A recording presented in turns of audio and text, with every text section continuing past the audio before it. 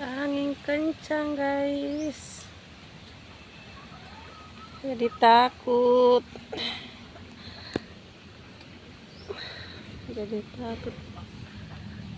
kalau mangganya jatuh dan kena kepala, kena perut,